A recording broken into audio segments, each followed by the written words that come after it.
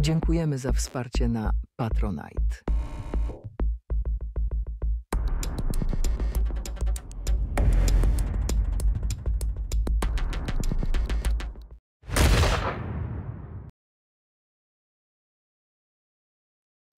Serdecznie witamy w 41. odcinku naszego kanału Amiga bez ściemy. Widzą się z Wami jak zawsze uśmiechnięty Remigiusz Remix Kolasa oraz Rafał Mufa Chyła. Jedziemy!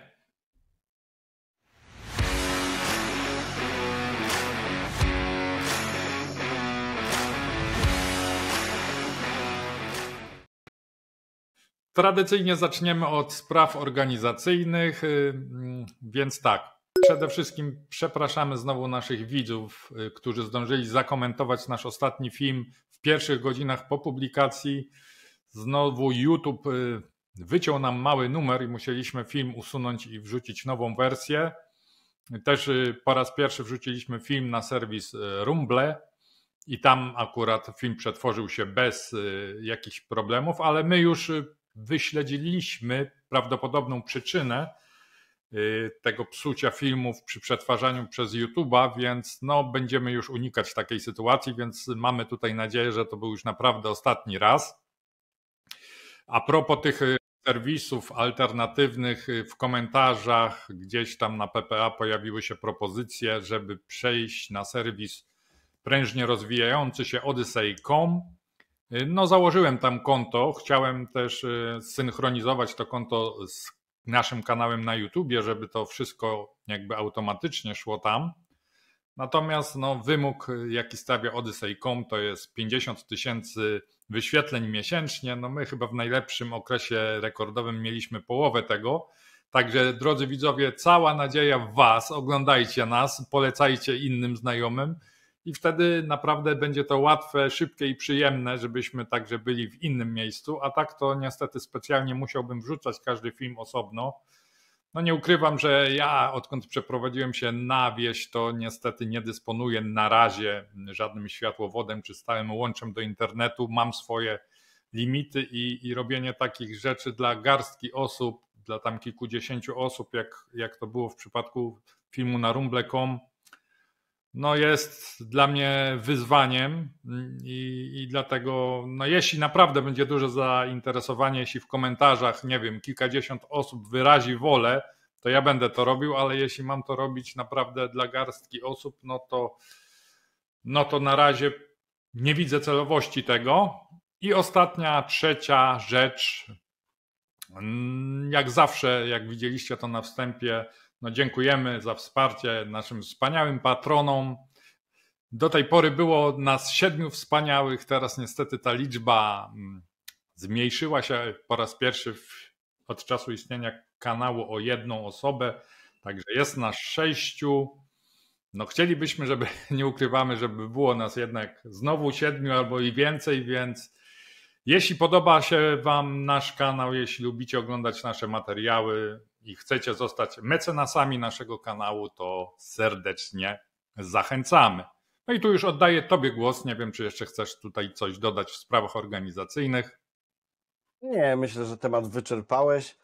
A co do tego tam Rumble i innych kanałów streamingowych, to takie tam mieszanie, wydaje mi się, że już więcej błędu nie będzie, bo chyba właśnie znaliśmy przyczynę, dlaczego YouTube tak robił, a nie inaczej, więc myślę, że już się to nie powtórzy. Okej, skoro mamy sprawy organizacyjne zaliczone, to zapraszam serdecznie na film Remika. Zapraszamy.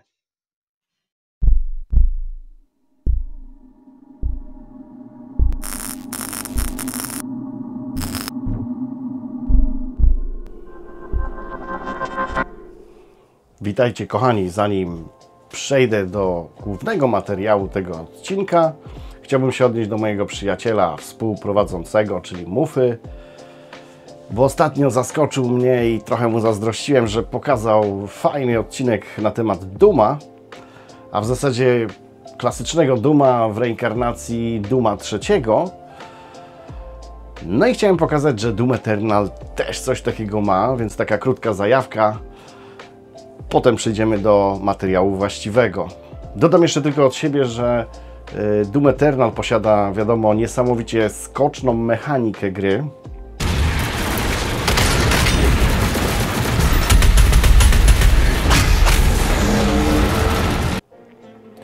No i tutaj te levele z klasycznego Dooma, no nie do końca się sprawdzają. O ile w Doomie 3 to zagrało i nawet było lepsze niż oryginalny Doom 3, tak w Eternalu taka ciekawostka i tyle. Ale fajnie wygląda. Zobaczcie sami.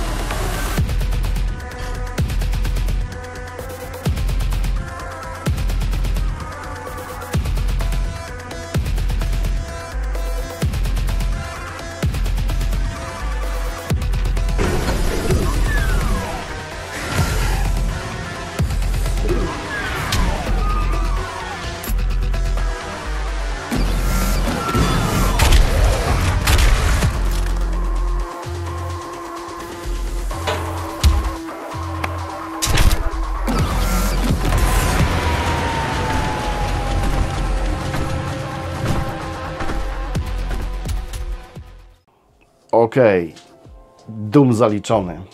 Przejdźmy do materiału właściwego. Bodajże w odcinku 5 naszej Amigi bez ściemy omawialiśmy gry na dopalone Amigi i pojawiła się tam gra, którą dość mocno skarciłem. Skarciłem, nazywając ją nawet wydmuszką. Miejsce 20. Myst. No, za tą wydmuszkę to mi się w komentarzach od Was oberwało, pewnie słusznie. Ale na swoją obronę dalej będę trzymał to, że no, ja tą grę sobie wyobrażałem w pełnym 3D, a nie jako pojawiające się w wysokiej rozdzielczości obrazy, na które sobie można kliknąć. A no, wiecie, jaki my mamy stosunek do point and clicków z kolegą prowadzącym ze mną kanał? A chodzi o to, że ani ja, ani Remik nie jesteśmy wielkimi fanami przygodówek. No dla mnie Myst, Tak. to tak jak opowiedziałem w pierwszym odcinku, no straszny zawód pod tym względem, że sobie inaczej tą grę w ogóle wyobrażałem. No i oczywiście jeden z naszych widzów napisał, że generalnie później powstała wersja w pełni trójwymiarowa Mysta. No oczywiście od razu zacząłem researchować. Tak, są takie wersje i nawet całkiem niedawno wyszła też na Xboxa serii X i mówię, okej, zapoznam się z tematem. No niestety, jak widzicie na załączonym obrazku, cena była tak dla mnie zaporowa, że no, dla Mysta to chyba nie poświęcę takiej gotówki. Czekałem oczywiście jakiś czas na promkę. Nie było. Stwierdziłem, że raczej do Mysta nie wrócę w żadnej wersji.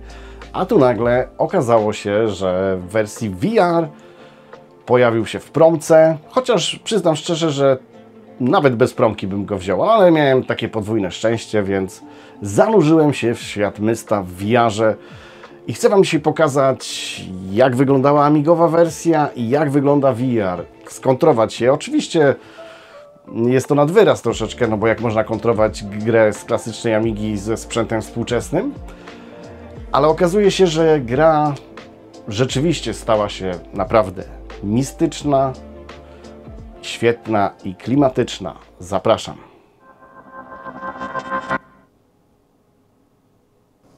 PXL Computers. Lecimy z koksem.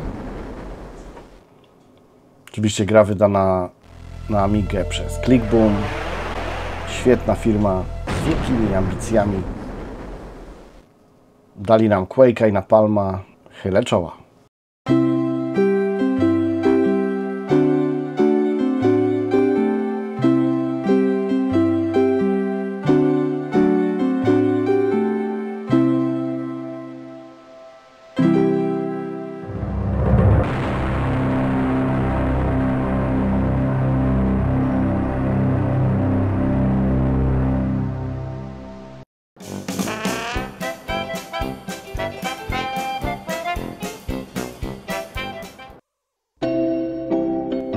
No muszę przyznać, że wersja tej muzyczki na VR jest bardziej przestrzenna.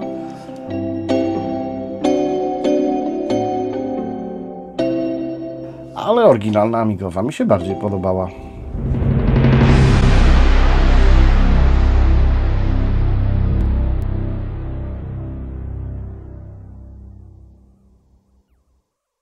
Bardzo fajnie rozwiązali właśnie loadingi. Tak sięga. Fajnie to wygląda. No i oczywiście porównanie intra, jednego jak i drugiego. Klasyk w lewym górnym rogu, wersja VR pełnoekranowa. Prawy dolny róg to chyba jakiś kosmita. Continued falling into that starry expanse of which I had only a fleeting glimpse. I've tried to speculate where it might have landed, but I must admit that such conjecture is futile. Still, questions about whose hands might one day hold my Mistbook are unsettling to me. I know my apprehensions might never be allayed, and so I close, realizing that perhaps the ending has not yet been Łapki written. są.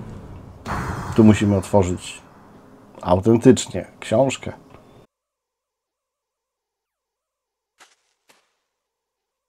No i właściwe intro 1:1.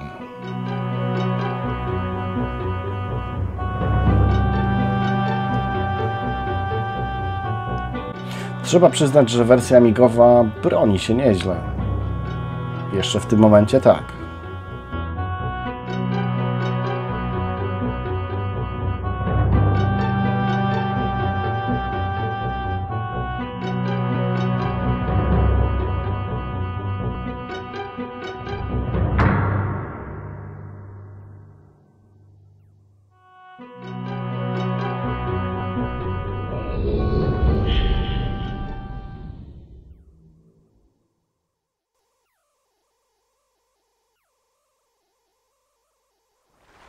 Witamy w świecie Mysta, VR. No klimat świetny. Chlupiąca woda, mewy. Grafika też naprawdę robi wrażenie. W porównaniu do tych statycznych obrazków, które naprawdę wyglądały jak na tamte czasy fajnie, ale były statyczne.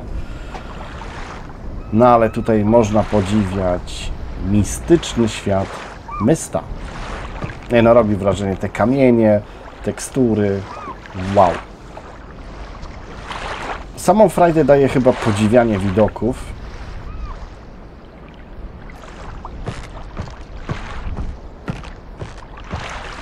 Przełączymy pierwszy przełącznik. Bach. Ok, idziemy na górę.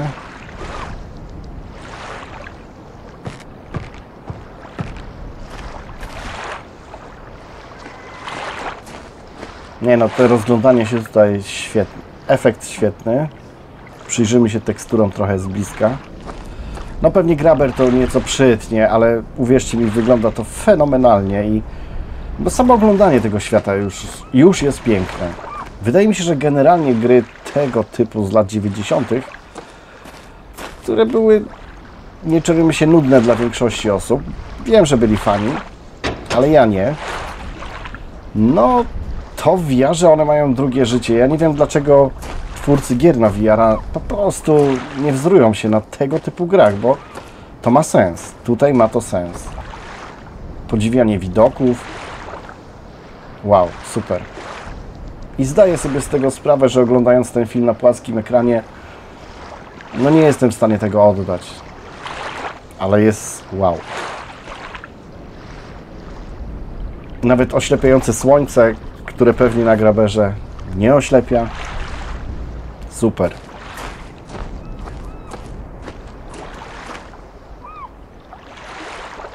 A tutaj wyszedłem poza punkt kontrolny, stąd ta niebieski okrąg.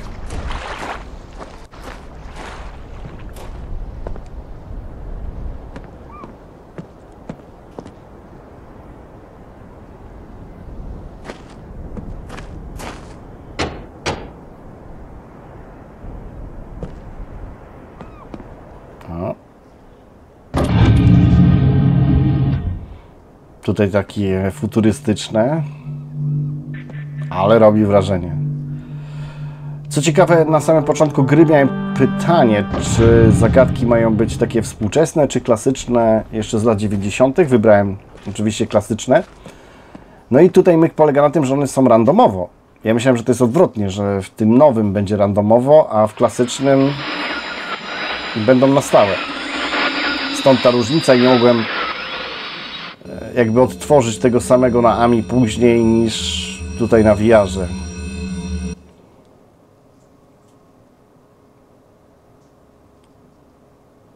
Ale muszę przyznać, robi naprawdę wrażenie.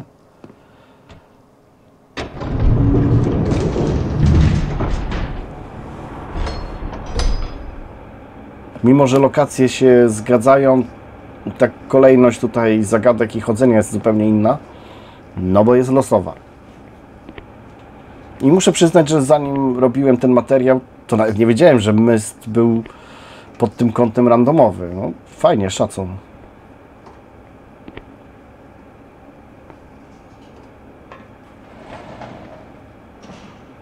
Windeczka. Trzeba zasunąć. A.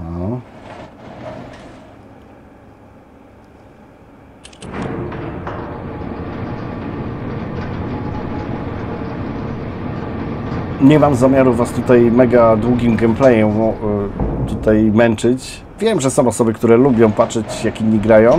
Nie rozumiem tego w internecie. Rozumiem siedząc kanapowo. Ale okej. To już kończymy, ale no widzicie mniej więcej różnicę. Bardziej chyba więcej niż mniej. Od wersji VR, a tej klasycznej. I szczerze mówiąc polecam tą grę tylko w VR-ze, bo nawet moim zdaniem w pełni trójwymiarowa nie jest tak dobra jak VR-owa. Gra stworzona zdecydowanie pod VR. I takie pomysły z lat 90. wydaje mi się, że powinny być przenoszone na VR, bo one zyskują chyba taki wydźwięk twórców. I na samo zakończenie kolejny taki mały myk, czyli trailer gry, która w zasadzie jest ukończona, tylko robimy małe szlify. Kochani, przed Wami najnowsza wersja gry UBEX z lat 90. Jedziemy. Po 29 latach on powraca.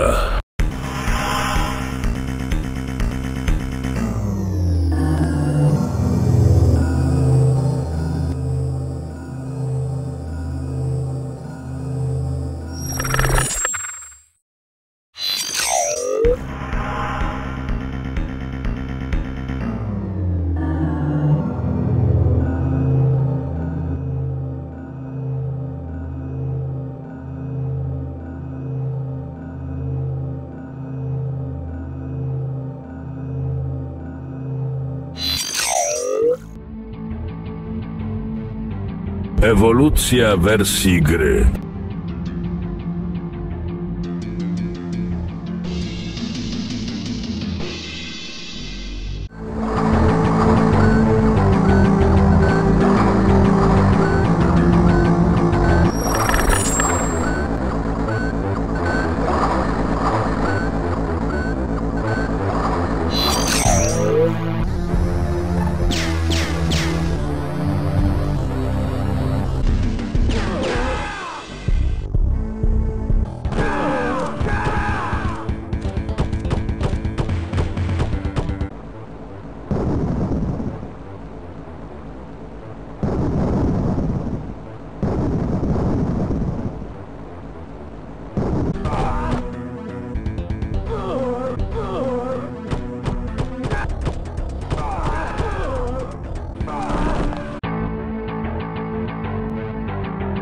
Już niebawem na systemy iOS i Android, amigowe wersje Next Gen i Classic. Czekajcie na dalsze informacje.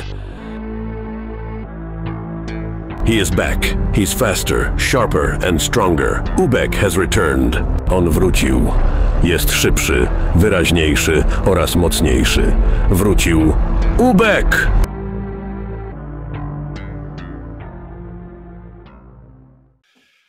No więc dzięki za ciekawy film, który ma jakby, jak widzieliście drodzy widzowie, 3 zasadnicze części. Ja tutaj zacznę nietypowo, czyli od części ostatniej, czyli od Ubeka, bo myślę, że to może być dla wielu z naszych widzów ekscytująca wiadomość. Także no, jak obiecywaliśmy, że zrobimy jakąś premierę u siebie na kanale fajnej gry, to oczywiście myśleliśmy tutaj o Ubeku. To nie jest jeszcze taka premiera, jaka będzie, ale będzie u nas premiera lepsza. Mamy nadzieję zaprosić autora gry i porozmawiać o niej szczegółowo w dedykowanym odcinku, a dzisiaj macie tylko taki przedsmak tego, czym ta gra będzie. Przedsmak.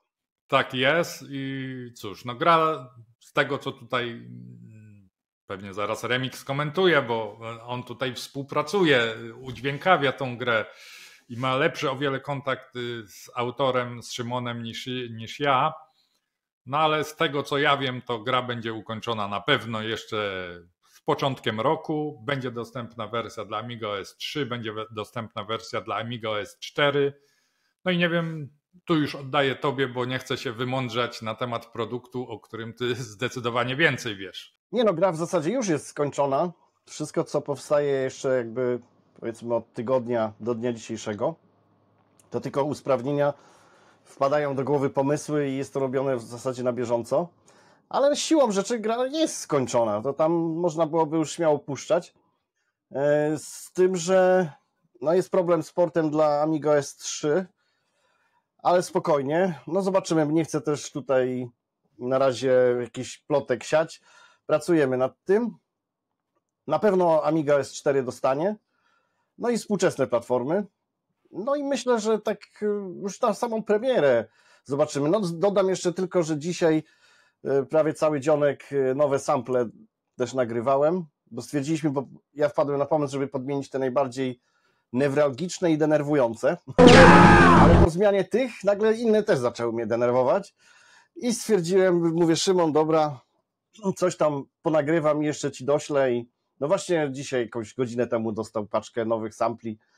Pewnie w tej chwili, jak my to nagrywamy, to on tam już siedzi i przegląda, bo też walnąłem mu taką paczkę i sam nie wiedziałem, który lepszy, który gorszy, więc komicznie to wyglądało. A nagrałem też ten komizm sytuacyjny, czyli siebie przed mikrofonem i jak umieram, jak krzyczę i tak dalej. Mam to też zgrane, bo to może się kiedyś przydać.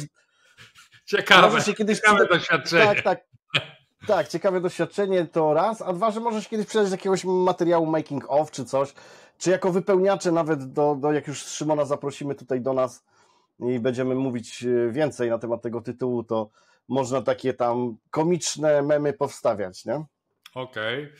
No dobra, to ja myślę, że o Ubeku tyle, bo jak mówię, będzie na pewno dedykowany odcinek. Tak, będzie odcinek dedykowany. Teraz co do pozostałych jeśli chodzi o Duma Eternala, no to nie chcę tu mówić, że gdzie tu Amiga, jak ty kiedyś powiedziałeś, ale no Tak. mało Amigi, ale to mi nie przeszkadza. No, najważniejsze są treści, a treść była dobra, rzeczowa, aczkolwiek no, odniosłem wrażenie, że o ile w przypadku Duma 3 to jeszcze jako tako było to naprawdę podobne, chociaż silniki różniły się no, diametralnie od Duma 3 a Duma 1, no ale w przypadku Eternala to już silnik różni się tak bardzo, że jednak no, to już podobieństwa, oczywiście są te same lokacje, jak człowiek zna Duma, pozna, że to jest Duma 1, ale jednak no to już są, no już nie ma tego ducha według mnie Duma 1, bo już tu jest za bardzo graficznie odmiennie, nie? No chociaż ja bym dodał tutaj, że jeszcze o tyle, o ile Duma 1 w tym widać, to Doom Eternal jest totalnie zabity, nie? Bo Doom Eternal ma jednak zupełnie nowoczesną, fajną, taką skoczną, szybką dynamikę, a te levele takie klaustrofobiczne, no nie da rady tam w ogóle się wykazać gameplayem, bo ścianę masz nad głową praktycznie zaraz i nie polatasz, nie pofruwasz, nie podaszujesz, podwójnych jumpów nie porobisz, No tak. Więc same te levele po prostu no, nie są przygotowane na mechanikę Doom Eternala. To jest wykastrowany Doom Eternal. A głowę w ogóle możesz unosić i tak, jak teraz robię, bo generalnie w Dumie nie można było robić, nie? Nie, no tak, no to już w trójce przecież miałeś ruch pełny głową, nie? No tak, ja wiem, ale właśnie czy nie poblokowali tego w tym modzie, jak gdyby? Nie, no aż tak to nie. To jest wiesz, w zasadzie tylko mapka. Ogólnie, bo nigdy cię nie pytałem o to, mimo że wiem, że jesteś fanem Duma, ale nigdy cię nie pytałem, na czym ty grasz w Duma. Czy grasz na PC-cie, czy na konsoli? Na Xboxie, z tego względu, że tam mam obsługę już 120 klatek, bo dodali patcha, a mi strasznie tam zależy na tej płynności, chociaż no mój PC ostatnio sobie tam powiedzmy odpaliłem, bo moduję sobie trochę. No to na moim PC-cie, jak to zobaczę w 4K 144 Hz na ultra, no to rzeczywiście potem ten moment, jak się obracam za siebie, bo mam monitor za sobą do konsoli i tak porównuję, to jest przepaść graficzna, ale nie o grafikę tam chodzi, tylko o tą dynamikę, a Xbox i tak mi dodaje, no, ja lubię generalnie grać na konsolach, włączam, nie instaluję, nic nie ten. Tylko gram też na konsoli, to na konsoli jednej, czyli na Switchu i nawet teraz był przy okazji Black Friday, właśnie ty mówiłeś tu coś o promocjach, więc była też promocja na Eternala w tym sklepie Nintendo.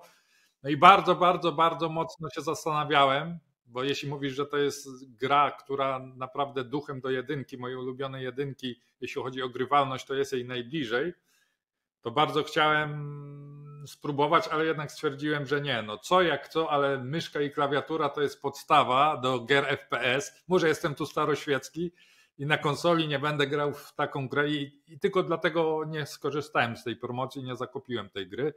No ale widzę, że to już się tam do grania na padzie przyzwyczaiłeś. Oj, bardzo. Ja w ogóle nawet do PC-ta mam pada i ja na PC-cie w nic nie zagram mychą i klawiaturą. Ja jestem tak już przyzwyczajony do pada, że jest dyniu strasznie, nie? Okay. Ale jeszcze co do kwestii, bo mówiłeś, że ten Doom Eternal najbliższy temu klasycznemu, to nie, najbliżej klasycznego to ten Doom 2016, to tego ci polecam, a Eternala na Switcha raczej odradzam, bo jest w 30 FPS-ach, to tak kurczę, no nie wiem, nie wyobrażam sobie grać w Eternala w 30 FPS-ach. No. A Eternal jest rozwinięciem 16, jest lepszy, ale jeżeli zależy ci na klimacie jedynki i bardziej gameplayowej jedynki, któremu klasykowi, to zagraj w Dooma 2016. No jak głoszą plotki, podobno Switch 2 ma być już z początkiem przyszłego roku, więc może on będzie w stanie uciągnąć w 60. Wtedy się zastanowię ewentualnie nad jakimś Doomem, czy tym 2016, czy Eternal. No ale teraz pozostała do omówienia zasadnicza część twojego filmu, czyli Myst. I tu od razu mi się przypomina też scena chyba z wywiadu z naszym gościem, z Energikiem i twój komentarz, że jak ty widziałeś te cutscenki z Terminatora 2, to w ogóle myślałeś, że to już jest full motion, a nie, to było chyba z dema 9 palców, że to było już full motion video, najlepsza grafika, że lepsza już nigdy nie będzie. To ja mówiąc szczerze, miałem dokładnie takie same odczucia, gdy zobaczyłem Mysta pierwszego. Ja mówię, to jest tak dokładne, takie świetne rendery. tak wyraźne, nie? No już lepszej grafiki nie można sobie wyobrazić. A jak po latach... Poczekaj, tu muszę dopytać, bo to jest ważne, zanim dokończysz. Czy ty wiedziałeś, że to jest statyczne i nieruchome, czy Tak. tylko patrzyłeś na screen tak jak Tak, ja? tak. Ale czyli zdawałeś sobie sprawę, że to jest nieruchome. Tak, zdawałem sobie sprawę, że to jest nieruchome, ale samymi tymi statycznymi ich jakością, statycznych tych obrazów ja się jarałem. No ale oczywiście, gdy po tam kilkunastu latach sobie to odpaliłem i zobaczyłem, jakie to jest prymitywne, te rendery właśnie, jak one mocno się zestarzały, to no to niestety rozczarowanie było duże i też moje zderzenie z tą tezą, że nie można nic wymyślić lepszego, no to najlepiej pokazałeś na swoim filmie. O ile lepsze to może być, mimo że domyślam się, że gdzieś tam grając w tych Google'ach to jeszcze lepiej wygląda niż na płaskim ekranie.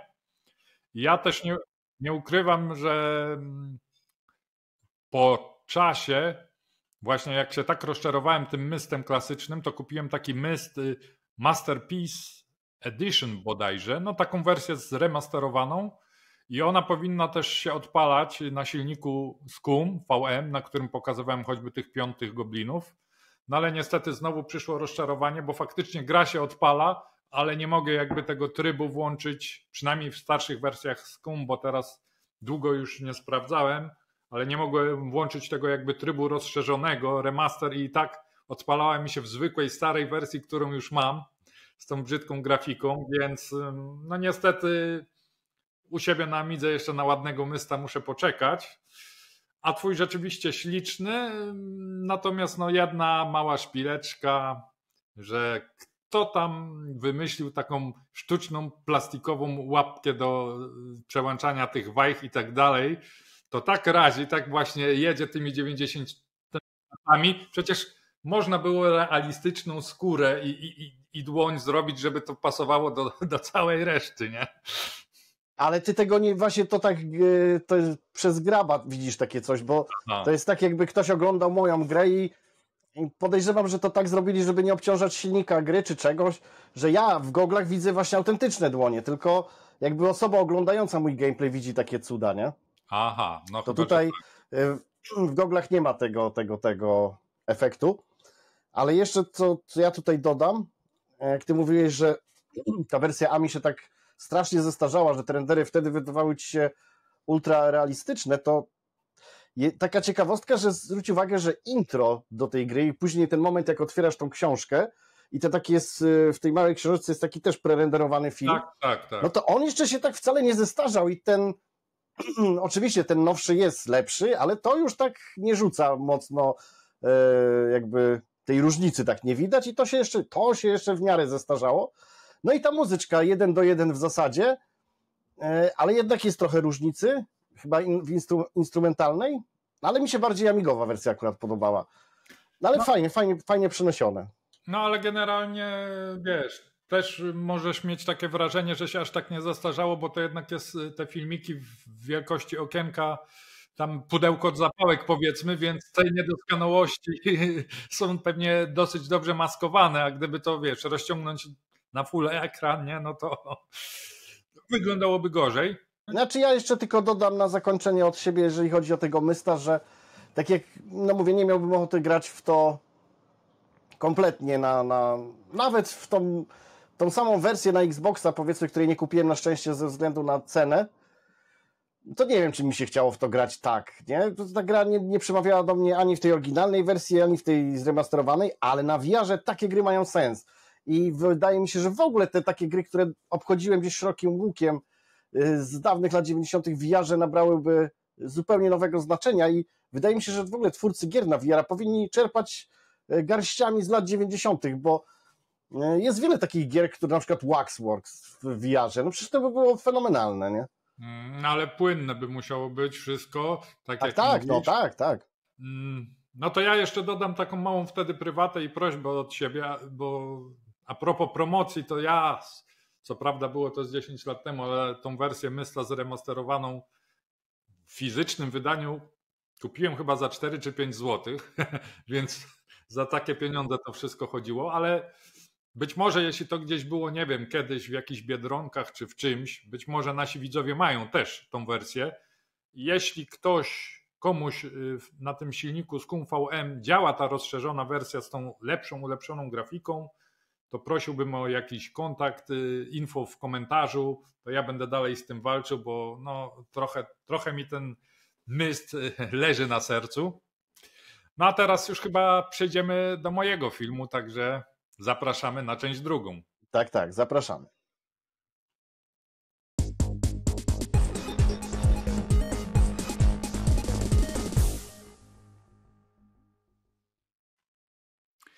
Wymienne nośniki danych były zmorą użytkowników komputerów, których dziś moglibyśmy określić mianem maszyn retro. Najszybszą i najwygodniejszą opcją były kartridże, które zapewniały wręcz natychmiastowy dostęp do danych.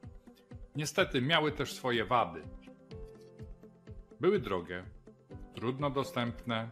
W dodatku przeciętny użytkownik nie miał szans, by nadpisać tę pamięć, a więc zawartość, którą dostał, musiał zaakceptować już raz na zawsze.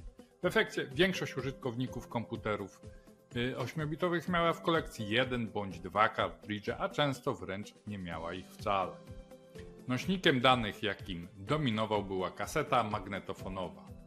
Cóż, użytkownikom Atari, zwłaszcza tym bez systemu turbo, nie muszę nawet przypominać o czasami wręcz 20-minutowych czasach ładowania się gier. Użytkownikom Commodore zapewne w oczach staje teraz śrubokręt, którym ustawicznie musieli korygować kąt głowicy w magnetofonie, no a o przygodach posiadacze ZX Spectrum, którzy zmuszeni byli do ładowania programów poprzez typowo muzyczny magnetofon Kasprzaka czy jakiegoś innego tak zwanego jamnika, nawet nie ma sensu wspominać. Oczywiście do 8-bitowców istniały też stacje dysków. Stacje te były jednak droższe niż sam komputer, na którego przeciętny Polak w latach 80. i tak musiał wydać równowartość kilkumiesięcznej pensji. W praktyce więc były to urządzenia, o których co najwyżej się czytało.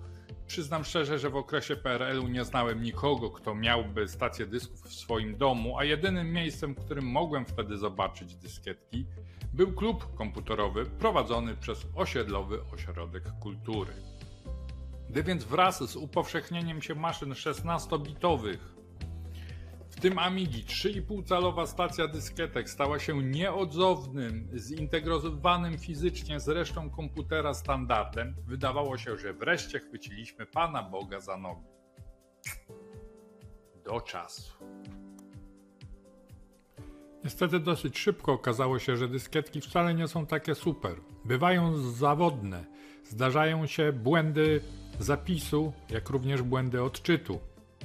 Zabierają coraz więcej miejsca, gdyż trzeba je kolekcjonować w specjalnych pudełkach, a często gry zawierają więcej niż jedną dyskietkę i takie gry sprawiały zdecydowanie najwięcej kłopotów, a modelowym przykładem była tutaj produkcja Mortal Kombat 2, gdzie gracz czasami więcej spędzał czasu na wachlowaniu dyskietkami, przekładaniu ich ze stacji do stacji kolejnych nośników niż na samej grze.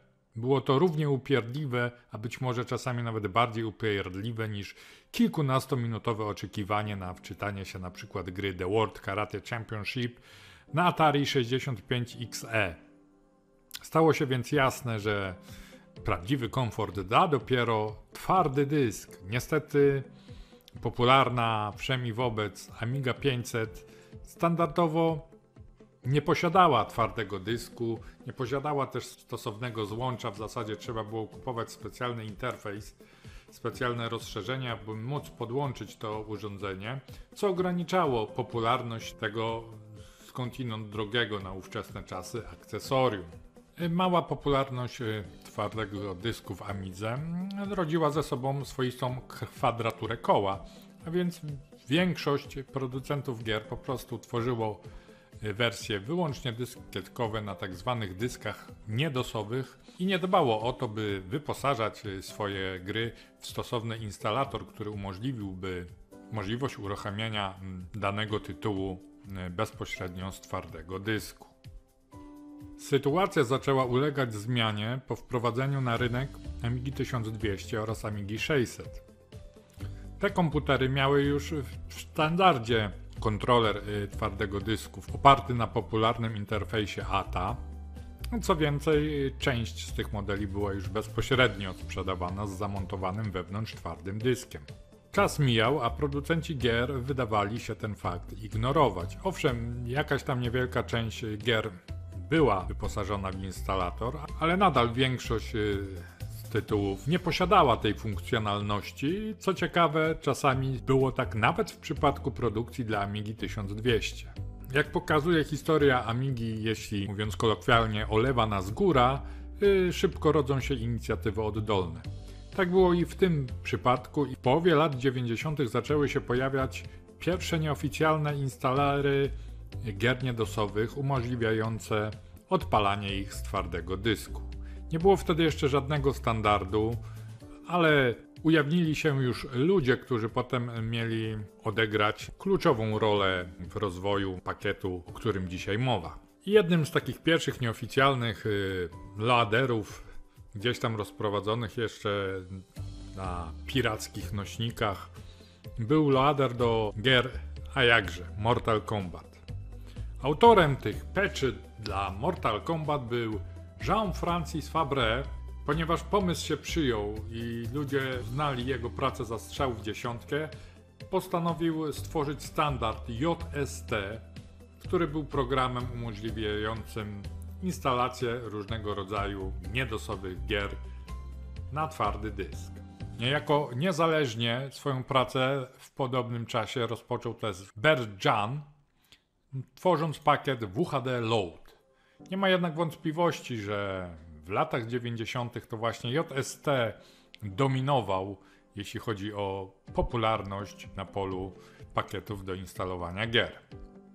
I wtedy stała się rzecz dziwna, niespotykana w świecie Amigi, gdzie często ambicje, upór, chęć niezdrowej rywalizacji skutkuje tym, że 2-3 osoby wykonują tą samą pracę, która się dubluje i potem ta dziwna konkurencja przynosi więcej szkód niż pożytku. Tutaj stało się coś zupełnie innego, a więc autor po prostu uwolnił źródła do JST i ogłosił, że kończy pracę nad rozwiązaniem JST i wspiera swoją pracą pakiet WHD Load, tworząc dla niego instalery. Faktycznie Jean porzucił swoje ambicje i aktywnie przez kolejne lata wspierał konkurencyjny WHD Load. Co ciekawe i to znowu niespotykane, po kilkunastu latach, pod koniec 2017 roku, znowu powrócił do rozwoju swojego JST. Natomiast już w te 16 lat, kiedy WHD Load rósł w siłę, zaowocowało tym, że teraz to sytuacja wygląda zupełnie inaczej i bezdyskusyjnie dzieli i rządzi pakiet WHD Load, który w międzyczasie też przestał być pakietem shareware, jest darmowy, jest w zasadzie obecny wszędzie, zarówno na prawdziwych Amigach, jak i wszelkiego rodzaju sprzętowych emulatorach. Opierają się też na nim różnego rodzaju launchery do gier i tak dalej. Po prostu dzisiaj WHD Load stał się synonimem narzędzia do instalacji gier, o którym słyszeli wszyscy, którzy mieli jakikolwiek kontakt z Amigą, podczas gdy JST kojarzony jest tylko przez amigowych historyków lub osoby, które naprawdę mocniej wgryzą się w temat.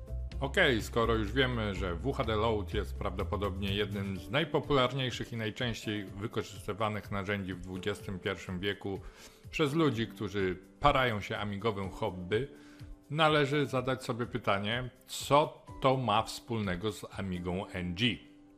No i odpowiedź jest krótka, ma to z nią wspólnego niewiele, natomiast ja już kilka razy w ciągu ostatnich miesięcy byłem namawiany z Remika, by podjąć ten temat, zwłaszcza, że on też dostawał sygnały od widzów, że jesteście nim zainteresowani. No więc w końcu uległem i dzisiaj zobaczycie, jak w praktyce można zautomatyzować uruchamianie starych gier pod Amiga OS 4 z wykorzystaniem WHD Load.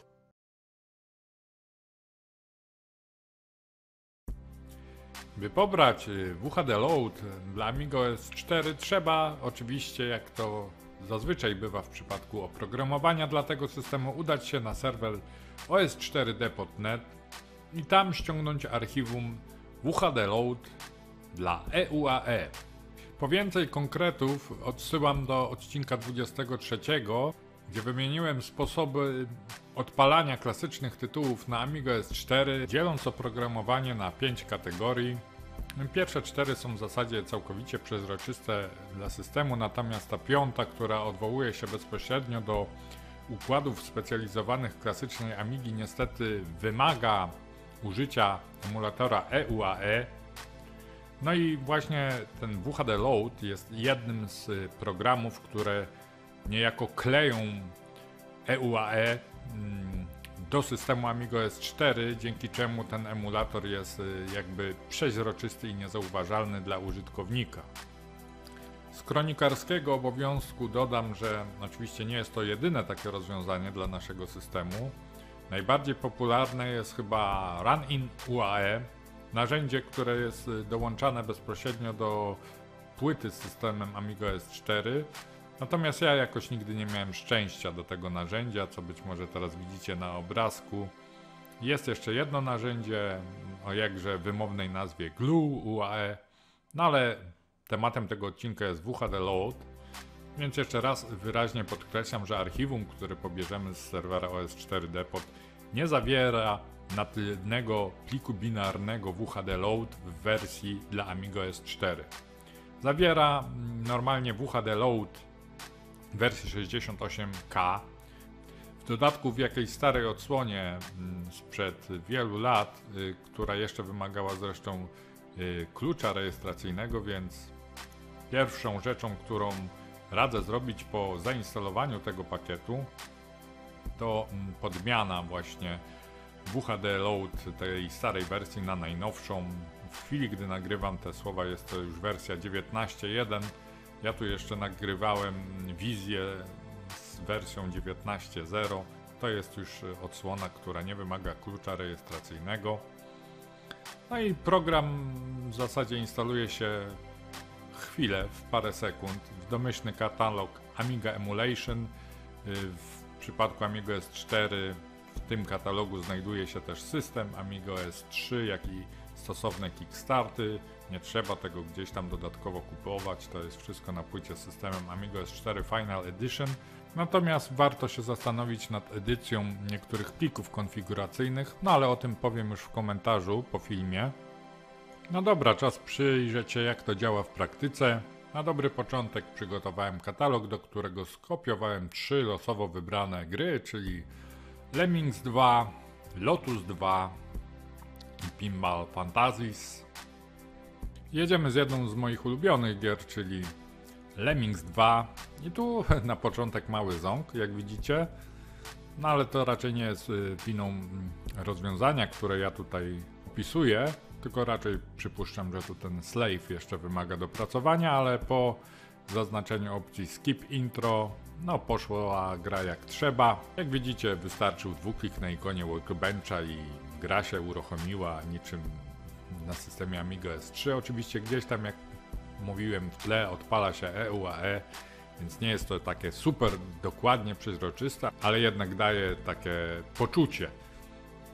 Kolejną grą, którą sprawdziłem, jest Pinball, też odpala się praktycznie od kopa. Tutaj jest jakaś dziwna wersja, bo jak widzicie nie ma menu, tylko się wybiera właściwie z poziomu Amiga DOS konkretne stoły, ale zapewniam, że znowu jest to po prostu niefortunnie wybrana wersja, a nie jest to jakby związane z WHD Load dla Amiga OS 4, co zresztą potem wam jeszcze pokażę. No ale sam Pinball dalej już w trakcie rozgrywki, jak widzicie, działa całkiem fajnie. Ok, pora jeszcze przetestować Lotusa. Jak widać, w oknie startowym WHD Load są dodatkowe opcje typu zapis konfiguracji gry czy zapis rekordów, rzeczy, które w oryginale nie występowały, bo warto jednak pamiętać, że WHD Load to nie tylko możliwość zapisywania gier niedosowych na dysku twardym, ale też dodatkowe możliwości, jakie ze sobą niesie i usprawnienia ten pakiet, więc choćby z tego powodu też warto go używać.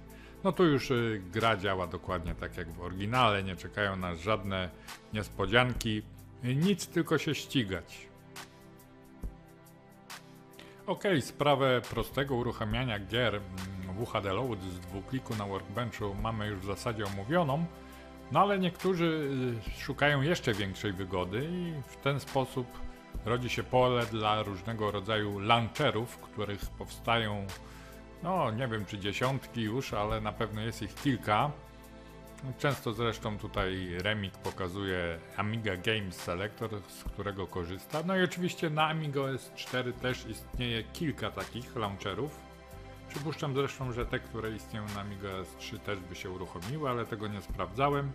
Najbardziej znanym z nich jest iGame. Na pewno jest to program, który jest też najbardziej intensywniej rozwijany spośród launcherów dostępnych natywnie dla Amiga OS 4. Co nie znaczy, że ten program działa idealnie. Natomiast jeśli go uruchomimy, wskażemy odpowiedni katalog, na przykład tam, gdzie mam gry klasyczne dla EUAE, to on go przeskanuje, z automatu wyłapie wszystkie gry, które są w tym katalogu. Niestety niekoniecznie z automatu przypiszę kategorie, do jakich należą, to musiałem robić ręcznie. Muszę przyznać, że dopiero po przypisaniu ręcznie do konkretnej kategorii zaczęły pojawiać się miniaturki z gier, które też których wielkość możemy sobie ustawić. Możemy tam jeszcze pokonfigurować kilka innych rzeczy, takich jak dodanie na przykład danej pozycji do ulubionych. Sam launcher powinien wyświetlać nam rok produkcji gry, czego przynajmniej w wersji dla Amiga OS 4 u siebie niestety nie mogłem osiągnąć. Jak również powinien liczyć, ile razy daną grę uruchomiliśmy, czego znowu ja u siebie przynajmniej nie mogłem osiągnąć. No ale najgorszą rzeczą, która trochę burzy ocenę tego programu, to jest fakt, że po prostu nie odpalimy tytułu poprzez zwyczajny dwuklik, co jak sądzę powinno mieć miejsce. No ja, żeby móc odtwarzać gry, to musiałem najpierw skorzystać z opcji otwórz katalog z grą, a następnie kliknąć na właściwą ikonę gry.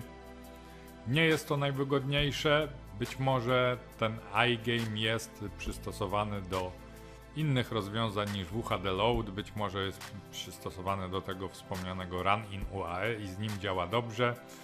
Tu tak do końca zgrane to nie jest, natomiast mimo wszystko zapewnia to jakąś wygodę, bo jednak zamiast przeklikiwać się po katalogach z ikonami, to jednak tutaj możemy sobie szybko zmienić daną kategorię i mieć dostęp do błyskawicznej listy gier, czy zobaczyć podgląd, screenshot, czy dokładnie chodziło nam o ten tytuł i prawda nie przez dwuklik bezpośrednio na liście, ale w miarę szybko ją uruchomić poprzez otwarcie katalogu.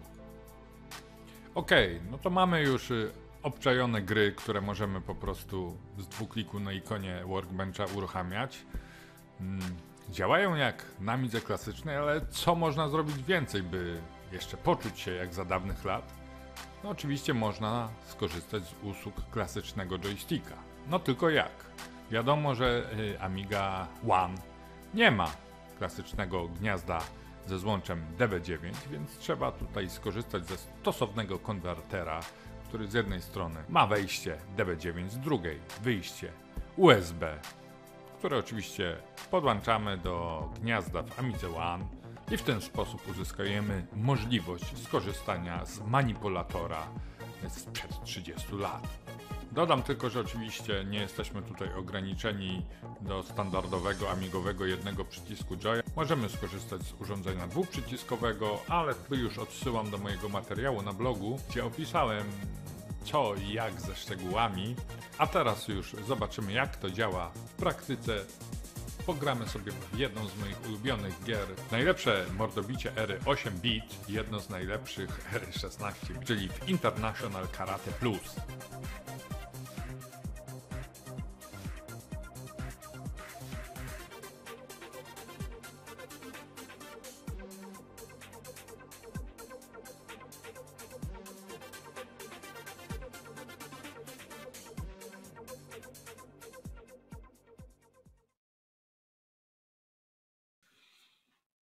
No, muszę przyznać, że moje prośby zostały wysłuchane.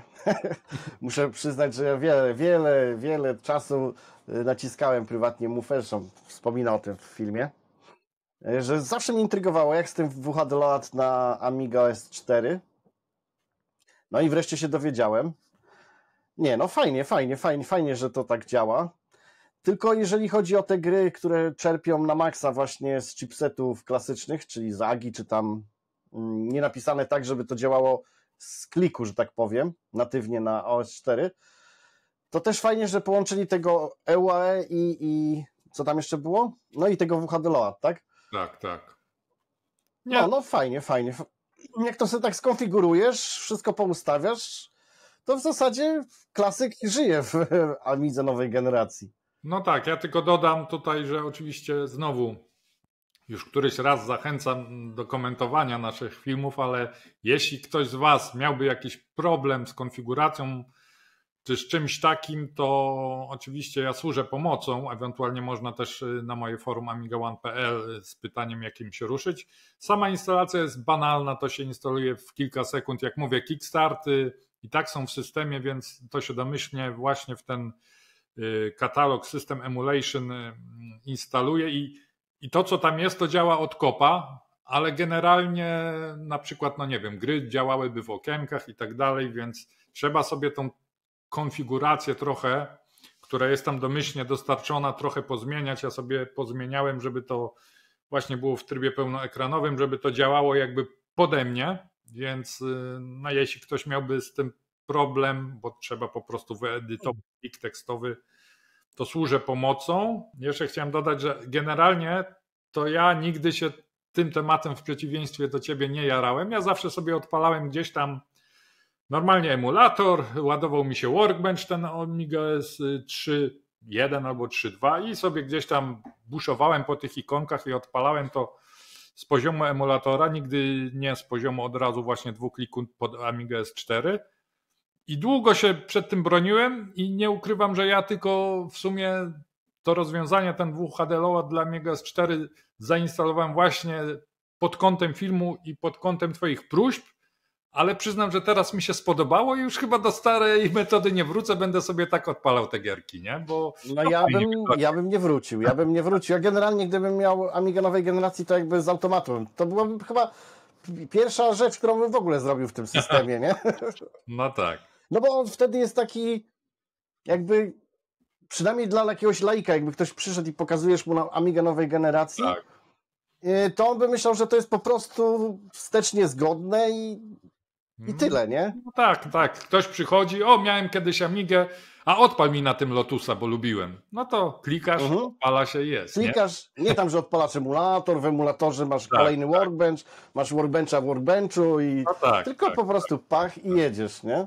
A tym bardziej, no nie czarujmy się, sam Amiga OS 4 jest tak pięknym systemem, bo jest, no wizualnie to jest po prostu poezja. No nie wiem, jakoś mi pasuje ten system, nawet Macowy też mi się podoba, ale jednak Amigowy jakoś tak, no nie wiem, może to też trochę Zgadzam się, że Amiga jako taki w wersji trzeciej, no na karcie graficznej i tak dalej szło go też upiększyć. No w wersji czwartej pewnie jeszcze piękniejszy jest, chociaż tu są różne gusta, bo są niektórzy, którym na przykład te domyślne, szerokie belki okien nie pasują, choć to wszystko idzie zmienić, skonfigurować na zupełnie coś innego, nie? Nie, no mi się bardzo podoba. Akurat do nawet tej takiej defaultowego wyglądu też jestem, no super.